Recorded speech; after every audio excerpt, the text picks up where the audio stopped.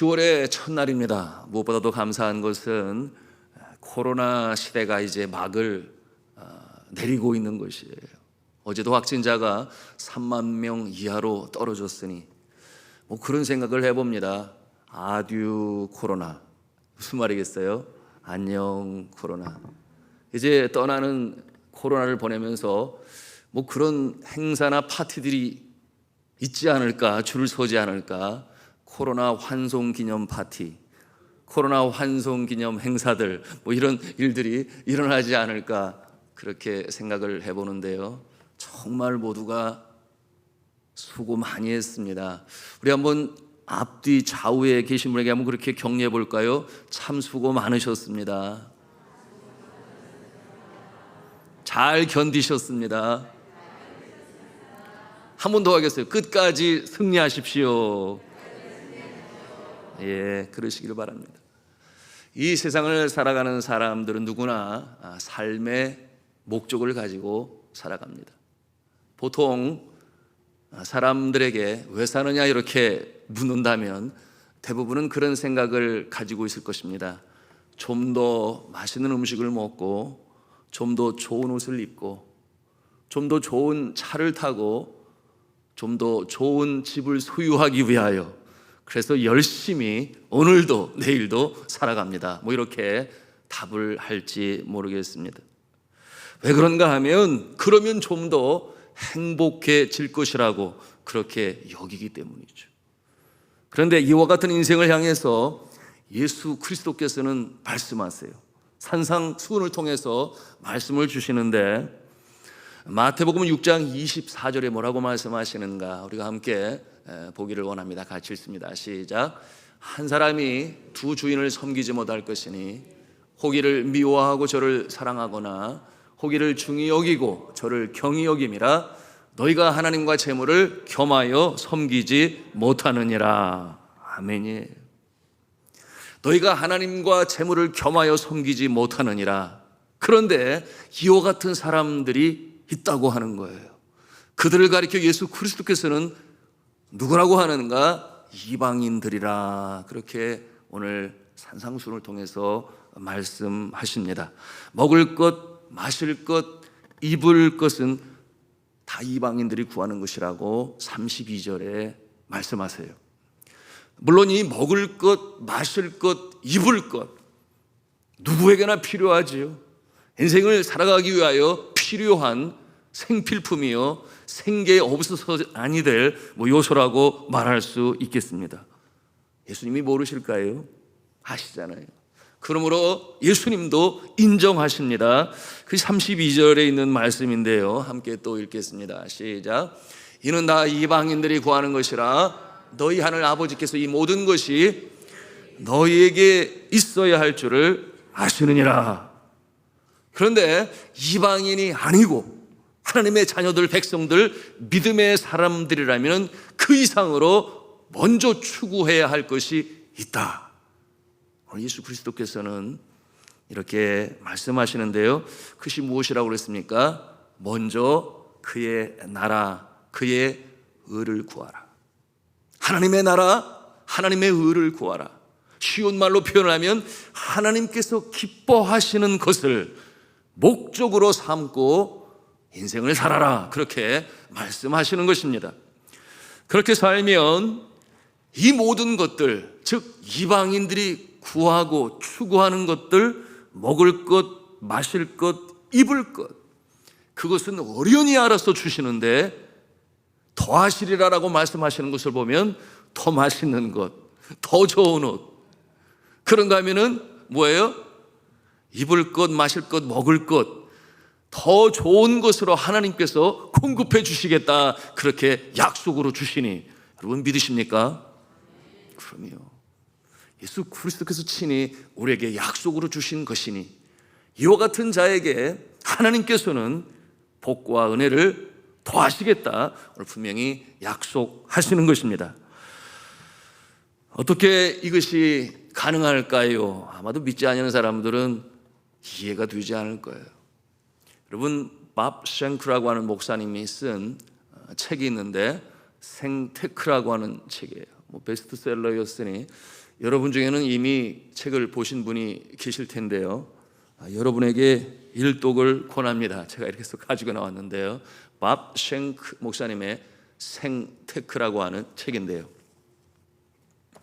이 책에서 저자는 이 성경적 인생관에 대해서 좀 더 구체적으로 우리에게 가르쳐 주고 계시니, 여러분 이 인생을 계획할 때 적어도 이 세 가지가 꼭 필요하다라고 우리에게 말씀하고 있는데요. 우리 인생을 복되게 살아가기 위하여 최소한 세 가지 우리가 생각하고 갖추고 준비할 것이 있다라고 주장을 하는데요. 그 첫째는 인생의 목적이에요. 인생의 목적. 젊은 사람들은 이것을 비전이라 그렇게 표현을 합니다. 인생의 목적. 그런가 하면 두 번째로는 목적을 이루고자 하는 목표입니다. 여러분 이 목표를 가리켜서 우리는 보통 사명이다 또는 미션이다 그렇게 표현을 합니다. 그런가 하면 세 번째는 목표를 이루고자 하는 방법. 목적, 목표, 방법. 이 방법은 보통 스트래티지라고 하니 전략 또는 방법, 그렇게 우리가 생각할 수 있겠습니다. 목적을 이루고자 하는 구체적인 계획, 그리고 전략이라고 말할 수 있겠습니다. 두 번째로 언급한 이 목표, 미션이라고 말씀드렸는데요. 여러분 이 목표는 측정이 가능하다고 했어요. 내 인생의 어느 시기쯤에 이 목표가 이루어지게 될 것이다 생각을 하고 계획을 합니다. 측정을 합니다. 그리고 전진해 나갑니다. 그런데 인생의 목적, 여러분 이 비전이라고 하는 것은 측정될 수가 없다. 목표는 정한 기간 안에 달성될 수 있지만, 그러나 이 목적이라고 하는 인생의 목적은, 이 비전은 평생 추구하고 또 추구하면서 지향하는 것이니 방향이라 이렇게 말할 수 있겠어요. 여러분 전에 나누었죠. 괴테의 명언입니다만은 인생은 속도가 아니라 방향이다, 뭐 그런 말씀으로 나누었습니다만은, 여러분 이 목적은 곧 방향이라 말할 수 있겠습니다. 여러분 이 목표라고 하는 것은 성취되면 또다시 새로운 목표가 그 자리를 대체합니다. 그러나 비전은 살아가면서 재정의되고 재진술될 뿐이다. 예수님의 삶을 통해서 그 예를 보면 우리가 쉽게 이해할 수 있을 것입니다. 예수님의 인생의 목적, 즉 비전은 무엇이었는가 하면 이 땅 가운데 하나님의 나라, the kingdom of God, 하나님의 나라를 이루는 것이 그의 인생의 이 땅에 오신 목적이었어요. 그것은 다른 말로 하면 그 나라와 그 의를 이루시는 것이 그의 인생의 목적이셨습니다. 이 삶의 목적을 이루기 위하여 몇 가지 목표를 그가 계획하셨으니, 첫째는 전하고, 둘째는 가르치고, 셋째는 고치시는 일이었어요. 전하고 가르치고 고치시는 그 목표를 이루었을 때 예수 그리스도께서는 또다시 다음 목표를 세웠습니다. 그것은 무엇이었는가 하면 십자가에 못 박히시는 것이었습니다. 그러므로 인류의 죄를 사하시는 것인데, 십자가에 못 박히시는 일을 이루었을 때 그는 또다시 목표를 가지고 계시니, 그것은 사망에 쏘는 것을 이기시고 하나님의 아들이심을 증거하기 위하여 죽음에서 부활하는 것이 그의 목표셨던 것입니다. 그 목적을 이루셨을 때 그 다음 목표가 또 있었죠. 그래서 뭐냐 하면 제자들에게 나타나셔서 이제 내가 하늘로 올라가게 될 것인데 내가 하는 일을 너희도 할 것이요 이보다 더 큰 일도 할 것이다. 다시 말하면 그가 행하셨던 일들을 위임하시는 일을 목표로 제자들을 만나셔서, 저 같으면 그냥 이 배반하고 모반하고 참 죄악이 관영한 세상 떠나서 빨리 하늘나라로 올라가고 싶을 텐데 그러지 아니하시고 40일 동안 머무신 이유는 11번이나 제자들에게 나타나셨으니 그 목표를 이루시기 위하여 제자들에게 위임하시는 일을 또한 하셨던 것입니다. 당부하셨고 마지막 이 세상에서의 목표가 한 가지 남아 있었으니 그것이 무엇이었겠어요? 승천하시는 일이었어요. 하늘나라로 올라가셨습니다. 그런데 이 모든 목표들이 무엇을 향하여 집중하고 있는가? 그의 목적, 하나님의 나라, 하나님의 뜻, 이 땅에 이루어지는 일에 그 목표들을 세우시고 이루신 것이니, 여러분 이해가 되십니까? 목적과 목표가 있다. 그러면 그 목표와 목적을 이루기 위한 방법이 필요하겠죠. 전략이 필요하고 계획이 필요한데요. 그의 이 방법, 이 땅에 오실 때에는 인간의 몸을 입고 오시는 것이었습니다. 배고프실 몸, 지치실 몸, 그런가 하면은 나이 들어가실 몸, 이처럼 몸을 입으신 것은 하나의 방편이 되었으니 왜 그렇겠어요? 이 땅에 어렵고 힘들어 삶이 고단하고 무거운 자들을 치유하시고 이해하시기 위한 가장 좋은 방편이 무엇이냐? 그것은 내가 그들과 같이 되는 것이다. 인간의 성정을 입고 몸을 친히 입으셨어요. 그런가 하면은 종의 형체를 가졌습니다. 목수로 지내셨어요. 세례를 받으셨고 제자들을 택하셨어요. 이와 같은 모든 모습들은 방법이요, 전략이다, 이렇게 우리가 해석할 수 있겠습니다. 자, 그렇다면 우리가 생각해 봅니다. 그의 비전, 목적이 온전히 이루어졌습니까? 여러분, 예수 그리스도께서 시작하신 그 하나님의 나라와 그의 의가 온전히 이루어졌는가?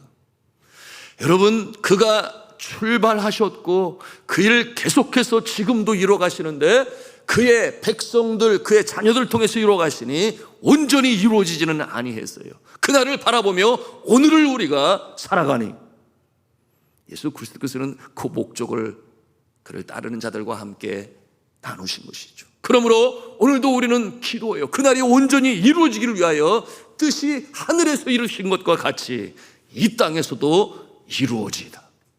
끊임없이 반복되고 염원하며 기도하는 예수 그리스도의 목적이요, 그를 따르는 자들의 인생의 목적, 그것은 바로 이 땅에 온전한 하나님의 나라가 이루어지는 것인데, 이미 시작이 되었으나 완전히 이루어지지 아니한 이와 같은 상황 가운데서 우리가 살아갑니다.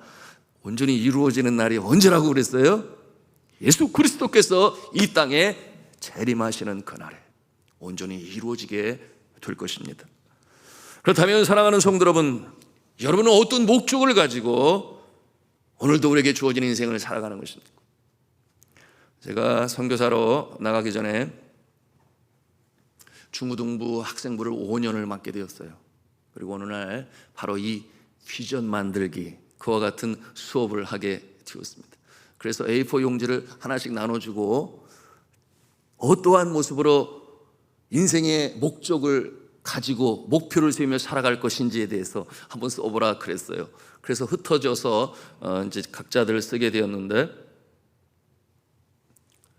뭐 여기 저기에서 막 키키키 웃기도 하고, 어떤 친구는 눈을 감고 생각을 해보는 거예요. 자신의 미래에 대해서. 그런데 그 모습이 재밌기도 한데, 그들이 누구였는가 하면 이 자리에 계신 신도철 장로님의 아들도 있고, 정원복 장로님의 아들도 있고, 김현황 장로님의 아들도 있고, 제가 뭐 누구라고 이렇게 이름을 말하지는 않겠습니다. 그 당시 또 지철곤 집사님이라는 분이 계셨는데 그분의 아들도 그 자리에 있었고, 그러는데 끙끙거리면서 또 뭐 웃기도 하면서 막 적었어요. 그런데 그 내용들 제가 보니까 그 중에 한 학생이 이렇게 기록했어요.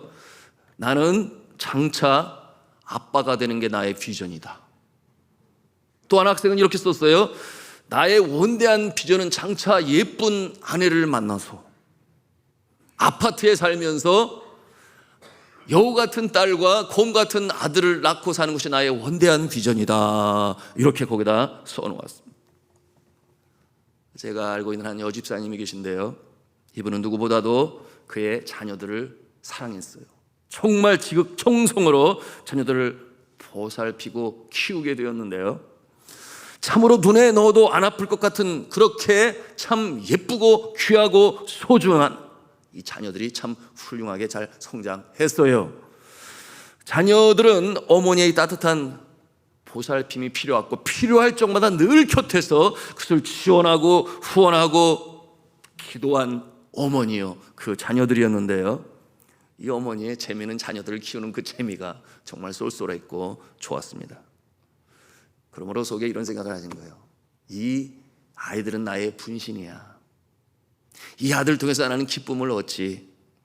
그리고 이렇게 살아왔지만 이 자녀들은 나하고는 다른 삶을 살아야 돼. 그런 기대와 소망을 가졌습니다. 뭐 누구나 다 가질 수 있는 모습이에요. 미래에 그 자녀들의 훌륭한 사윗감도 그려보고 또한 자신의 그 며느리라고, 그렇죠? 예, 며느리도 그려보면서 그 기대와 소망을 가지고 살게 되었습니다. 그런데 이 아이들이 대학에 들어가면서 상황은 바뀌게 되었어요.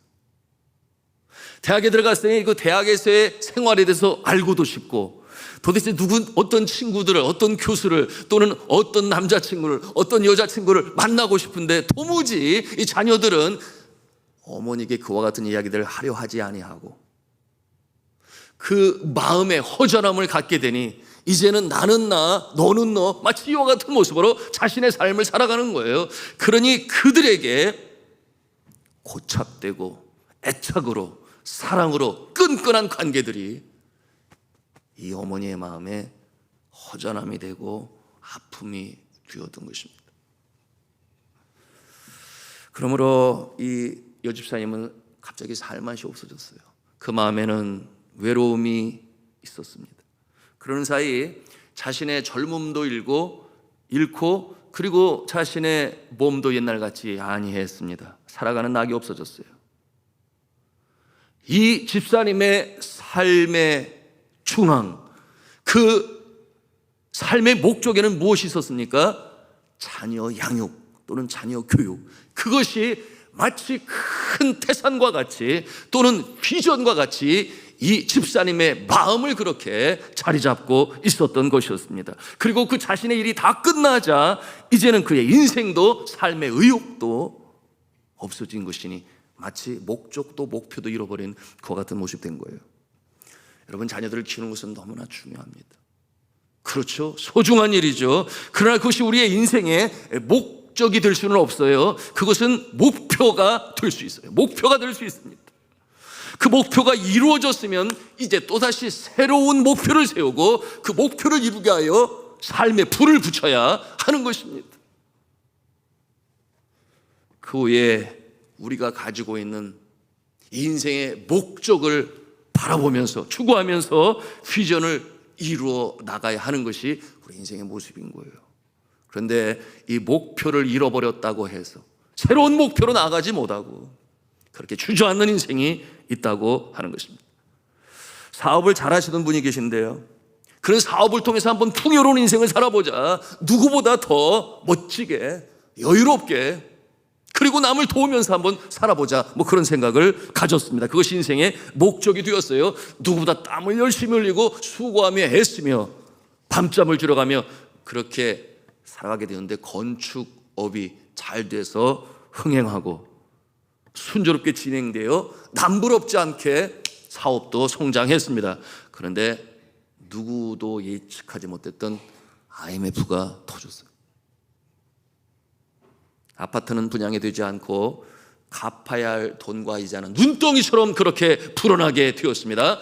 결국 부도를 선포하고 은행과 빚 독촉자들을 피하여 은둔자가 되었으니 참으로 불쌍한 신세가 되었습니다. 여러분, 무엇이 잘못된 것입니까? 인생의 목적이 잘못된 것이에요. 아니면 삶의 목표가 이 목적의 자리를 차지하게 된 그런 모습인 것이에요. 성도 여러분, 여러분이 이 땅에 살아가는 동안에 인생길을 걸어가면서 지금도 추구하며 기도하는 인생의 목적이 무엇입니까? 혹 그의 나라와 그의 의를 구하는 목적과는 상관이 없는, 그것과는 너무나 동떨어진 얽매인 인생으로 살아가는 분은 물론 이 자리에는 그런 분은 없으시라 여기입니다만 우리 주변에 얼마나 많이 있는지 몰라요. 누구든지 예수를 구세주로 영접한 사람은 그의 삶의 목적, 그가 추구하는 인생의 목적, 그일이 어디에 있어야 하는가? 그의 나라와 그의 의를 구하는 일에 우리의 목적을 삼아야 하는 것입니다. 그러면 흔들리지 않아요. 그리고 목표를 계속해서 이루어갈 수 있습니다. 만약에 목표가 흐트러지게 되면 새로운 목표를 정해요. 그러나 언제나 목적은 한 가지이니 먼저 그의 나라와 그의 의를 추구하며 구하며 살아가는 인생이 돼야 한다. 이 마음으로 나가게 되니 요동함이 없어요. 흔들림이 없어요. 그 모습은 마치 바위 위에 세운 집과 같아서 바람이 불고 창수가 나도 흔들림이 없습니다. 왜냐하면 그 인생의 목적을 가진 자를 하나님께서 사랑하시고 그를 붙잡아 주시니 내가 그렇게 산단 말이지. 내가 너를 보고 있어. 하나님께서 인도하시는 인생이 되니 그러한 것입니다. 저는 개인적으로 인생의 목적을 이렇게 가지고 있는데요. 그것은 하나님의 나라 확장하는 일을 가지고 그 목적을 가지고 살아간다. 그리고 구체적인 목표는 젊었을 때는 체력이 있으니까 힘이 있으니까 먼 나라에 가서 그것도 어려운 환경이라 하지만 견딜 수 있을 것이니 비전도 종족에게 나가서 복음을 전하는 것이 그것이 저의 목표였습니다. 그것이 하나님의 나라의 의, 그의 나라 목적을 이루는 일에 목표로 그렇게 세웠다 그 말이에요. 그런가 하면 이제 나이가 들면 내 사랑하는 조국, 나의 백성, 민족에게 복음을 전하여 정말 주님 기뻐하시는 나라의 작은 부분이지만 그 목표를 가지고 살아가야겠다. 이와 같은 목표를 가지고 오늘을 살아가고 있습니다. 여러분, 이와 같은 일, 하나님의 나라에 확장하는 일에 내가 구하고 최선을 다하면 먹을 것, 마실 것, 입을 것은 어련히 알아서 하나님께서 약속하셨으니 주실 것이다 라고 하는 확신과 믿음을 가지고 또 그렇게 오늘도 살아가고 있습니다. 우리가 잘 아는 사업하는 분 중에 여러분 이랜드 창업주인 박성수 회장, 그는 자신의 삶의 목적을 그의 나라와 그의 의에 두었다고 그랬어요. 그러나 하나님 나라를 이룸에 있어서 목표가 필요하겠죠. 그래서 그 목표는 무엇이었는가 하면 건전한 사업을 통해 이익을 사원과 함께 나누며 사회와 이웃을 섬기는 것이다. 그것이 그의 목적을 이루기 위한 목표로 정하게 되었습니다. 그런 사업을 시작할 적에 이런 기도 제목을 갖게 되었다 그래요. 한국에서 가장 세금을 많이 내는 기업을 이루게 하소서. 그것이 기도 제목이었다고 합니다. 자, 여러분, 이분의 이와 같은 결심을 통해서 배우는 두 가지가 있으니, 첫째, 기업을 운영해야 돼 하나님께서 기뻐하시는 방법대로 해야 할 것이다. 그렇죠? 그것이 하나님의 나라와 의를 상충되지 않는 그 모습으로. 그런가 하면 두 번째로는 성공해야 한다. 기필코 성공해야 한다. 그와 같은 아주 다짐과 결단을 가지고 주님 앞에 기도했습니다. 여러분, 세금을 많이 낸다는 것이 그만큼 수입을 많이 만들어낸다는 목표가 되는 것이죠. 그 모습을 통해서 하나님의 영광이 나타나야 한다 하는 그와 같은 목표를 세워 목적과 결부시킨 것입니다. 자, 사랑하는 성도 여러분, 10월이 시작이 되었습니다. 여러분이 참 좋은 계절이지요. 논밭에 오곡 백가가 익어가는 이때에 여러분은 이 한 달을 어떻게 사실 것입니까? 이제 첫 시간을 하나님께 드렸어요. 여러분, 더 많은 시간이 교회보다는 여러분의 생업의 현장, 일터로 하나님께서는 인도하실 것입니다. 그리고 그곳에서 주께서는 영광을 받으시기를 원하시고 그곳에서 우리는 우리 인생의 목적을 이뤄가기를 바라시니 그와 같은 모습으로 하루하루 살아가시기를 주님의 이름으로 축복합니다. 여러분, 교회가 왜 의미가 있는가? 여러분, 교회는 건물이 중요한 것이 아니요, 물론 필요하기 때문에 있습니다만은 교회의 의미는 하나님의 임재하심이 있으므로, 그런가 하면 그를 따르는 성도들이 있기에 교회의 의미가 있고 가치가 있는 것처럼, 여러분, 우리의 일터가 왜 가치가 있고 왜 의미가 있는가? 바로 하나님께서 택하신 백성들 그곳으로 보내시니, 여러분 이처럼 모이는 모습을 모이는 교회라 그렇게 표현을 했어요.